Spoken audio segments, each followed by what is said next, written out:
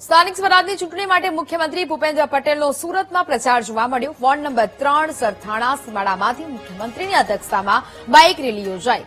મુખ્યમંત્રી ભૂપેન્દ્ર પટેલની bike rally કુલ 8 વોર્ડમાં ફરશે। સૌરાષ્ટ્રવાસીઓને રીઝવવા માટે મુખ્યમંત્રીની આ વિશાળ જનસમર્થન યાત્રા શરૂ થઈ છે। સુરતના પાટીદાર વિસ્તારોમાંથી મુખ્યમંત્રીની આ રેલી નીકળશે। વોર્ડ નંબર 3માં અલ્પેશ કથેરિયાના પત્ની કાવ્યાને ભાજપે ટિકિટ આપી છે।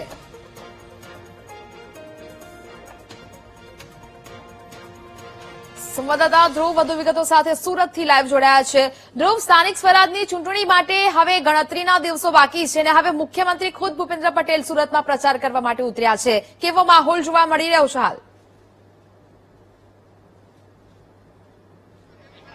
બિલકુલ, સુરતના પાટીદાર ગણાતા અને સૌરાષ્ટ્રવાસી ગણાતા એવા ગઢમાં હાલ મુખ્યમંત્રીની બાઇક રેલી અને ભવ્ય જન સમર્થન યાત્રા અત્યારે અહીંથી નીકળવા જઈ રહી છે। અત્યારે જોઈ શકાય છે સુરતના આ વોર્ડ નંબર 3 જે છે ત્યાં અત્યારે તૈયારી થઈ ચૂકી છે અને થોડા સમયમાં અહીંથી જે મુખ્યમંત્રી ભૂપેન્દ્ર પટેલ છે તેની આગેવાનીમાં જન સમર્થન યાત્રા અહીંથી નીકળવા જઈ રહી છે। વોર્ડ નંબર 3 એટલે કે 2, 3, 4, 5, 16, 17 સહિતના જે 8 જેટલા વોર્ડ છે તેમાંથી મુખ્યમંત્રીની આ જન સમર્થન યાત્રા જે છે તે અત્યારે અહીંથી નીકળવા જઈ રહી છે। જેમાં અત્યારે જે શરૂઆત છે તે વોર્ડ નંબર 3 અલ્પેશ કથેરિયાના પત્ની જે કાવ્યા કથેરિયા છે અને તેમની જે આખી પેનલ છે તેમને ત્યાંથી અત્યારે આ આખી જે યાત્રા જે છે તે અત્યારે આગળ જવા નીકળી રહી છે। ત્યારે આપણી સાથે પ્રફુલભાઈ જોડાયા છે, તેઓની સાથે વાત કરીશું। મંત્રીઓ, નેતાઓ તમામ જોડાયા છે। પ્રફુલભાઈ, જન સમર્થન યાત્રા મુખ્યમંત્રીની આગેવાનીમાં કઈ રીતે જુઓ? ગુજરાતના લોકપ્રિય મુખ્યમંત્રી ભૂપેન્દ્રભાઈ પટેલ સાહેબ જ્યારે પરિવારજનોને અહીંયા મળવા આવતા હોય ત્યારે લોકો સ્વયંભૂ બહાર આવ્યા છે।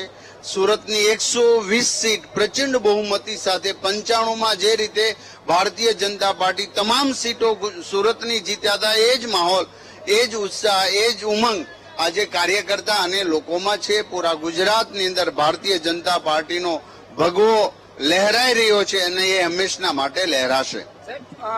આજે આખો વિસ્તાર છે સૌરાષ્ટ્રવાસી પાટીદાર સહિતનો અત્યારની આજે રેલી એક પ્રકારનું શક્તિ પ્રદર્શન અને ભવ્ય રેલી કઈ રીતે પ્રદર્શન કરવા કરતા પરિવારજનો જયારે બહાર આવે છે અને ભાજપ અહીંયા ગઢ હતો છે અને રહેશે।